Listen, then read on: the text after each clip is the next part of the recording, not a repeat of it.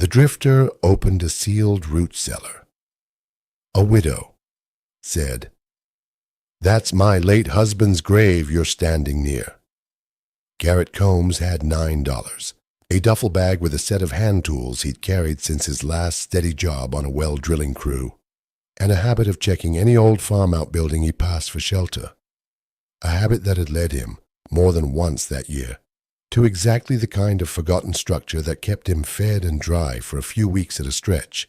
He was 22 years old, laid off 9 months earlier, when the small drilling company that employed him lost its contracts to a larger regional operator offering lower rates, eliminating every position on his particular crew in a single afternoon. He had been moving through farm country ever since, taking whatever short-term work he could find. The layoff had come with barely 2 weeks' notice, the company's owner explaining, with evident regret he clearly meant sincerely, that a crew of his own specific skill and reputation simply couldn't compete against a regional operator's economies of scale, however much the owner personally valued the work Garrett and his colleagues had done over the years. Garrett had spent the 9 months since relearning, farm town by farm town, that a driller's particular feel for reading groundwater and understanding a hillside's hidden geology mattered a great deal less to most temporary employers than whether he had a fixed address and a reference from the last 6 months. He had grown up the son of a well driller himself, riding along on service calls from an early age, learning to read a landscape's hidden water the way another child might learn a family trade passed down through careful, patient instruction rather than any book. He found the sealed root cellar on a cool afternoon in early autumn, its entrance built into the side of a low hill on a modest farmstead, a heavy wooden door reinforced with iron strapping and sealed shut, with a length of chain and a padlock, gone brittle with rust. The hillside around the door showed no signs of recent disturbance, weeds grown up thick against the frame in a way that suggested years rather than months of complete neglect. And Garrett understood, studying it, that whatever waited behind that door had been left entirely undisturbed for a considerable stretch of time. Garrett worked the old lock free with tools from his own kit, understanding, from years spent around exactly this kind of rural infrastructure, that a root cellar this thoroughly sealed usually meant either genuine structural danger or a family's decision to simply stop using it, and he intended only to check its condition before deciding whether it might serve as shelter for the coming night. He had the door open only a few inches when a woman's voice, sharp with a fear that startled him considerably more than her sudden appearance, called out from across the yard. "Stop right there," the woman said, hurrying toward him with a speed that belied her evident age. "That's my late husband's grave you're standing near. I'd ask you to step away from that door immediately." Garrett stepped back at once, releasing the door so quickly it swung shut again with a soft, final-sounding thud, understanding, even before she'd finished speaking, that he had stumbled into something considerably more significant than an abandoned outbuilding. "I'm sorry," he said. "I didn't know. I saw a sealed door and thought it might be shelter for the night. I'll leave it exactly as I found it." "Most people don't know," the woman said, her breathing slowing now that he'd backed away from the entrance, one hand still pressed against her chest. "Name's Marion Hollis. My husband Edwin died in that cellar 11 years ago, in a collapse while he was digging to reach a spring beneath it. I had him buried there rather than move him to a proper cemetery, and I sealed the entrance the same week, and I haven't opened it since, nor let anyone else near it." "I'm sorry for your loss," Garrett said. "I didn't mean any disrespect." "I don't imagine you did," Marion said, studying him now with less alarm and more simple exhaustion, the particular weariness of someone who had spent over a decade half expecting exactly this kind of accidental intrusion and had never once found the anger to match the fear it always briefly provoked. "Most strangers who wander onto this property don't know what they're looking at. I've simply learned to watch that door carefully, because I don't intend to let anyone disturb him after everything it cost to keep him there properly." Over the following days, as Garrett found temporary work helping Marion with tasks around the farm that her own advancing years made increasingly difficult, she told him, in careful pieces, the fuller story of what had happened 11 years earlier. Edwin Hollis had spent the final months of a punishing drought trying to reach an underground spring he was certain ran beneath the root cellar's floor. Digging deeper into the hillside himself, rather than pay for a proper well crew the family couldn't afford during a season that had already cost them most of their savings. The collapse that killed him had come without warning, a section of unsupported earth giving way while he worked alone, and Marion had found him herself the following morning when he failed to come in for breakfast. "I've relived that morning more times than I could count," Marion said, her voice steadying into something more measured, the particular composure of someone who had told this exact part of the story to herself many times over the years. "The house was too quiet before I even walked out to check. I think some part of me already knew, standing at that door, exactly what I was about to find on the other side of it. The county wanted to send someone to properly recover him and move him to the cemetery in town," Marion said. "But I couldn't bear the thought of strangers disturbing what was left of him just to follow a formality. I had the county coroner come out, confirm the death properly, and sign whatever paper let me bury him exactly where he'd fallen, in the cellar he'd been digging when it happened. I sealed the entrance myself the same week, and I've kept it sealed ever since."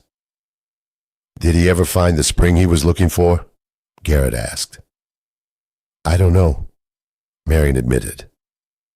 "I never went back in to check, and I've never let anyone else go in either. I've managed this farm's water needs through the county line ever since, at a cost I can barely afford some seasons, rather than ever open that door again." Garrett spent the following weeks doing the only thing he knew how to do with what little he had. He made himself useful around the farm's more ordinary maintenance needs, careful never to approach the sealed cellar again, understanding that Marion's grief around that particular structure deserved a wide and respectful distance, regardless of what practical value it might otherwise hold. He repaired a section of fencing that had come loose along the property's eastern boundary, cleared a clogged drainage ditch that had been flooding part of the lower pasture after every heavy rain, and fixed the farmhouse's own aging water pump, work that reminded him, more than once, of the exact skills that had once made him valuable to a drilling crew before the larger operators' lower rates made that value irrelevant to anyone counting costs on a spreadsheet.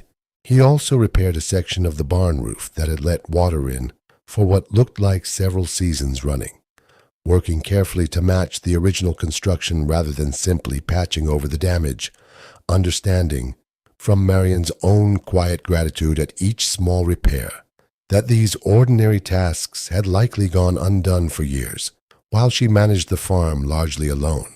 Marion watched him work most afternoons, bringing him coffee and sitting nearby with the particular quiet company of a woman who had spent 11 years largely alone with her own grief.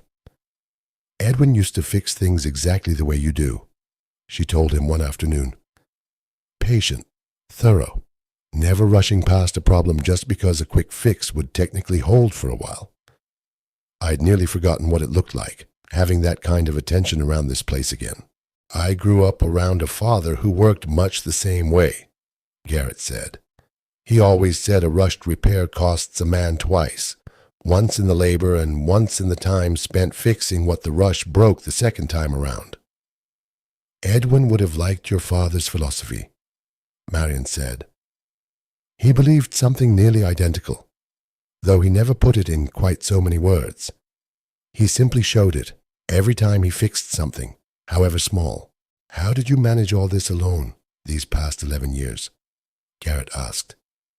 "Poorly, some seasons," Marion admitted, with a small, rueful laugh that carried more honesty than self-pity. "I hired help when I could afford it, let things go when I couldn't, and told myself the farm's slow decline was simply the natural consequence of one woman managing what two people had always meant to run together. There's a particular kind of blindness that comes with managing decline alone for long enough. You stop seeing what's actually wrong and simply start seeing what's normal now instead. It was a letter from the regional water utility, arriving at the farmhouse on an otherwise ordinary Tuesday, that changed the situation considerably. The utility, expanding its service area to include a bottling operation 2 counties over, had identified the hillside beneath Marion's property as a promising source for a new spring-fed well, and the letter requested formal permission to survey the land, specifically mentioning the root cellar's location as the most geologically promising access point. "They want to dig exactly where Edwin is buried," Marion said, her hands shaking as she read the letter a second time.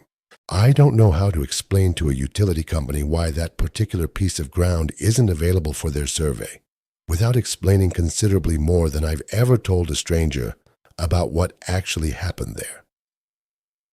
"You don't have to explain anything to them you're not comfortable sharing," Garrett said, "but I think you'll need documentation of the burial, properly filed, to formally block a survey on legal grounds rather than simply refusing and hoping that's sufficient.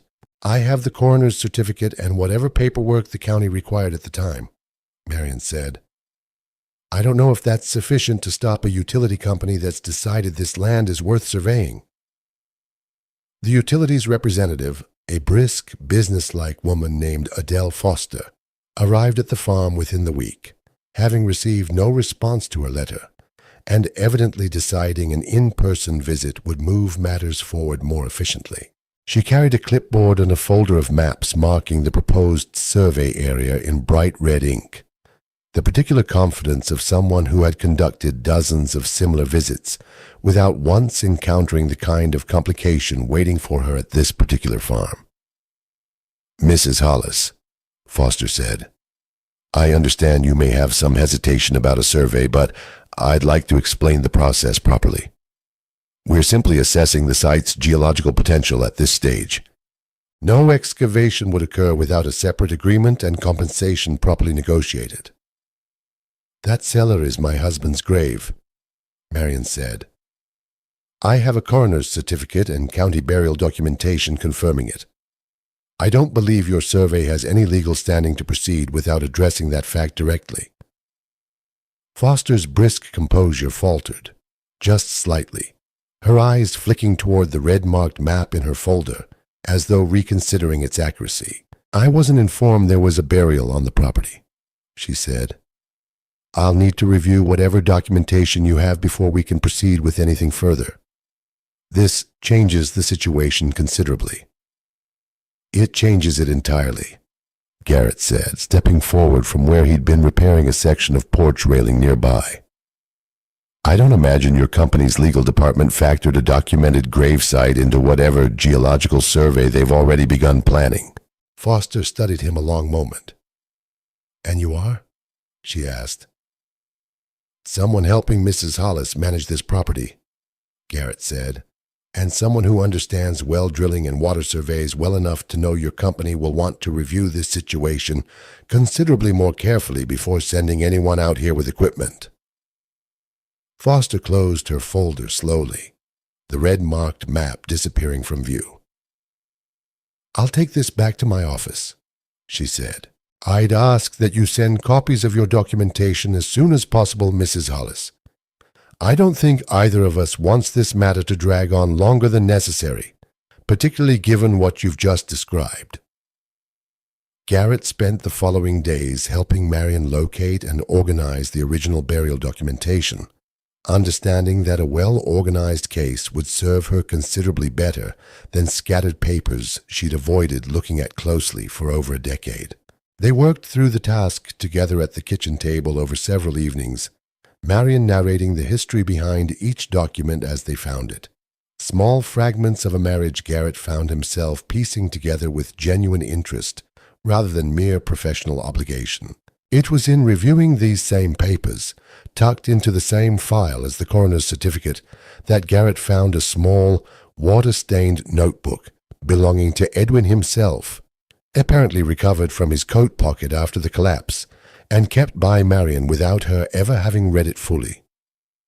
He held it a long moment before showing it to her, understanding the particular weight of what he was about to hand back into her life, after presumably years of it sitting quietly in a drawer. I couldn't bring myself to open it, Marion admitted, when Garrett found it. I knew it was his, knew it likely described whatever he'd been working on those final weeks, and I simply couldn't face reading his own last thoughts written in his own hand. I'm not certain I can face it even now. I'll read it first if you'd like, Garrett offered.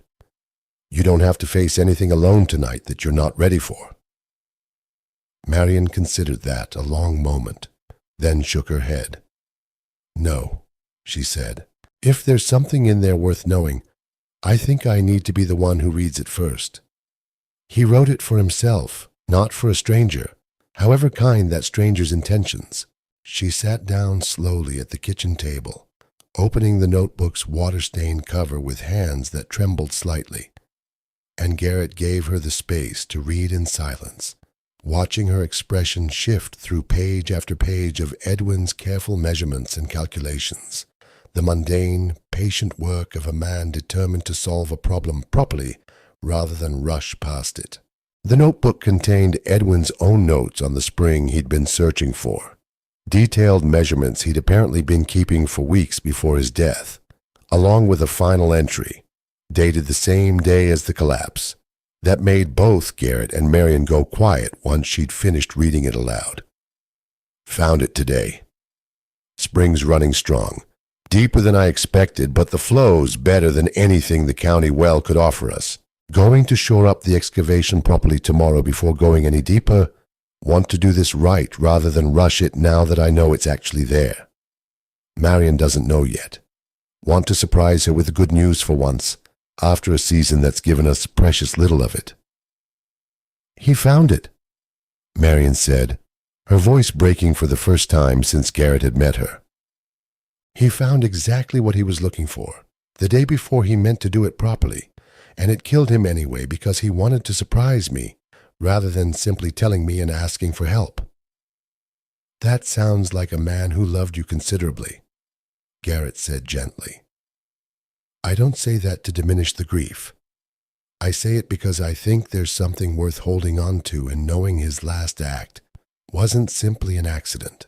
It was a man succeeding at exactly what he set out to do, for exactly the reason he always did anything difficult, because he loved you enough to want to surprise you with something good.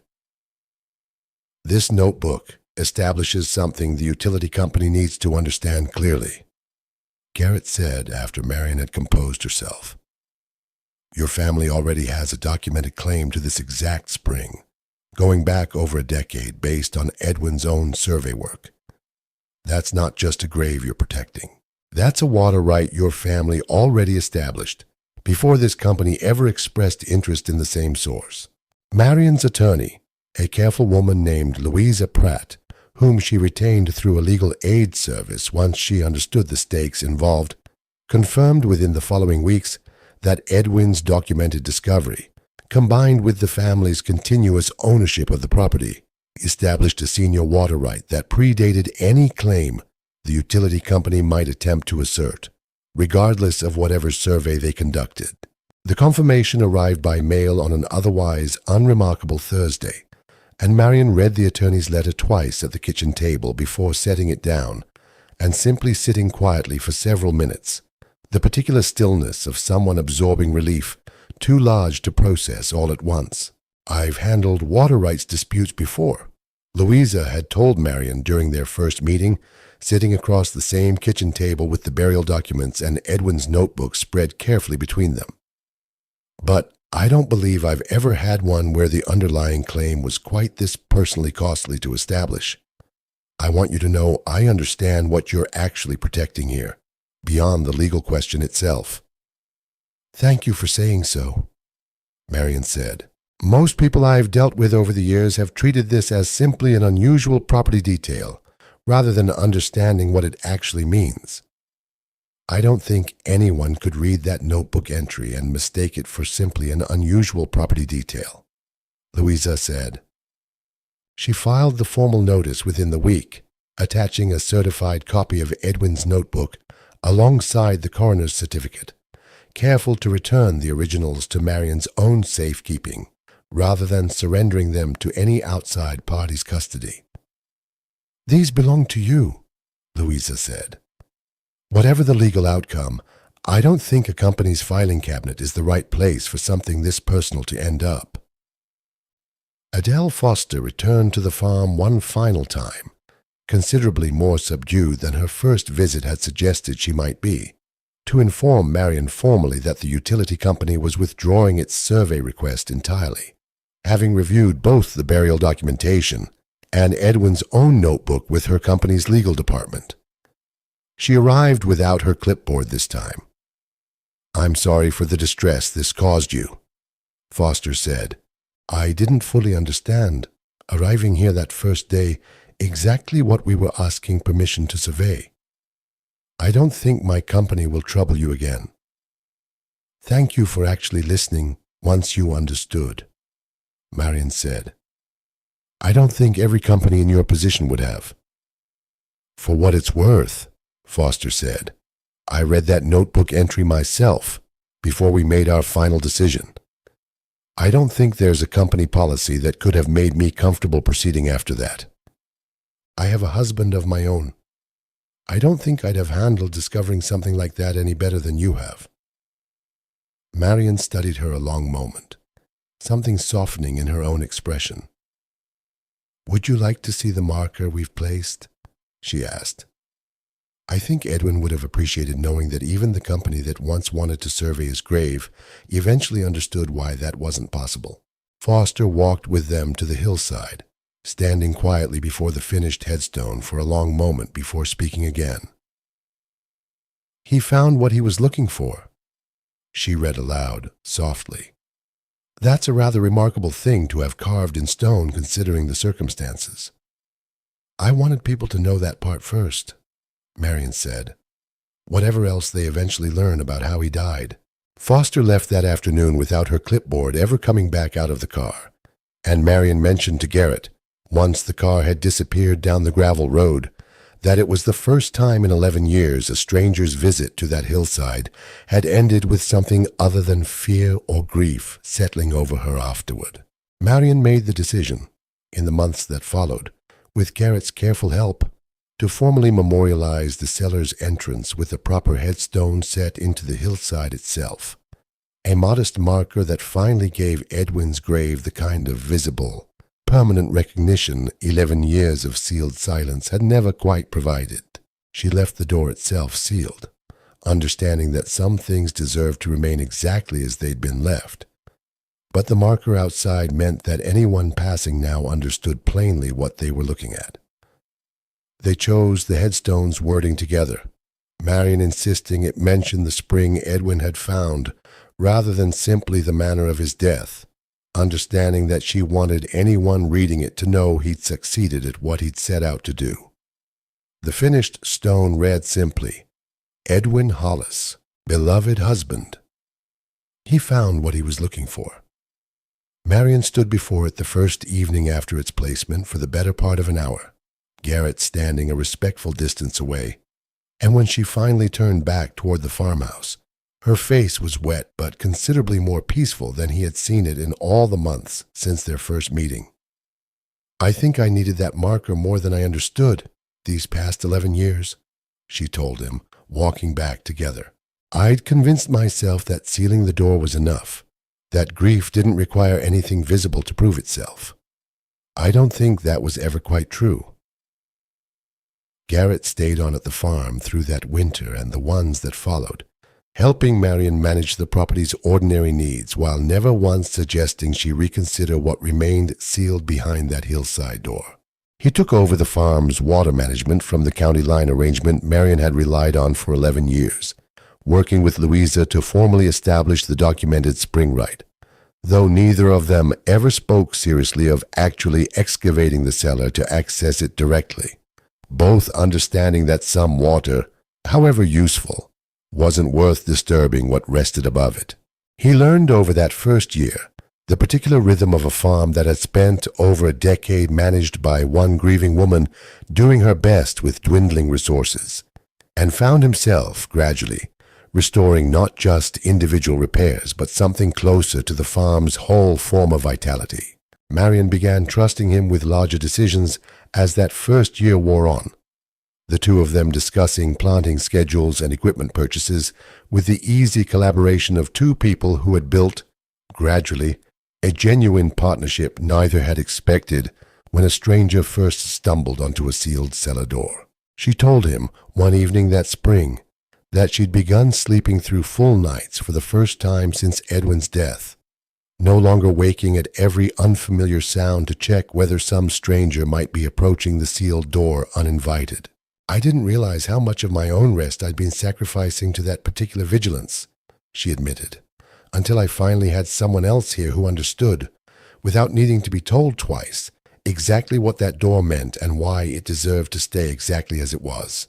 The following spring, when the annual dry spell arrived considerably milder than the drought that had once claimed Edwin's life, Marion's newly documented water right allowed her for the first time in 11 years to draw supplemental water from the county system at the reduced rate her senior claim now entitled her to. "I don't think I ever expected any actual practical benefit from that notebook," Marion told Garrett, reviewing the reduced water bill together at the kitchen table. "I thought I was simply protecting his memory." "I don't think those two things were ever really separate," Garrett said, "protecting what mattered to him and being properly cared for because of it. I think Edwin would have found that a rather fitting outcome, given how hard he worked to provide for you in the first place. He always said the two things were the same, in his own way," Marion said. "Taking care of me and taking care of this land. I don't think he ever imagined it would take his own death and a stranger's willingness to read what he left behind for that particular truth to actually pay off the way he'd intended."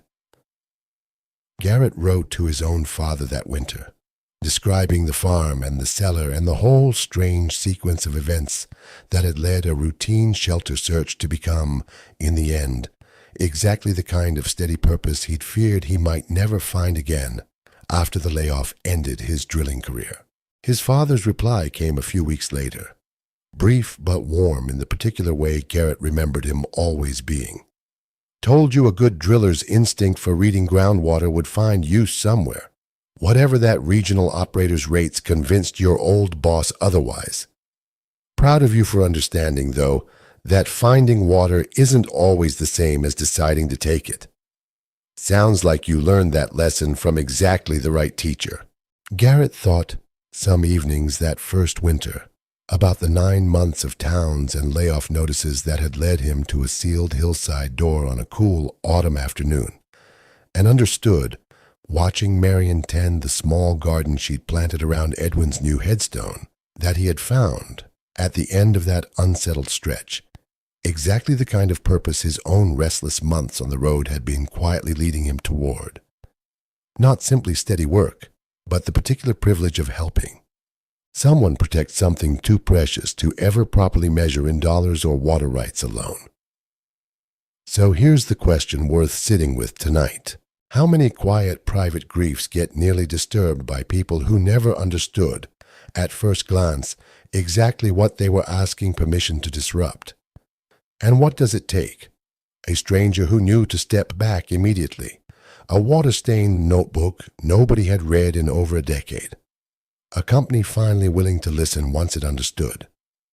For a grave to finally be protected properly, rather than simply guarded alone by one exhausted widow for 11 years? If this story stayed with you, subscribe to Ember and Rail, because there's always room by the fire for one more. And tell us in the comments where in the world you're watching from tonight.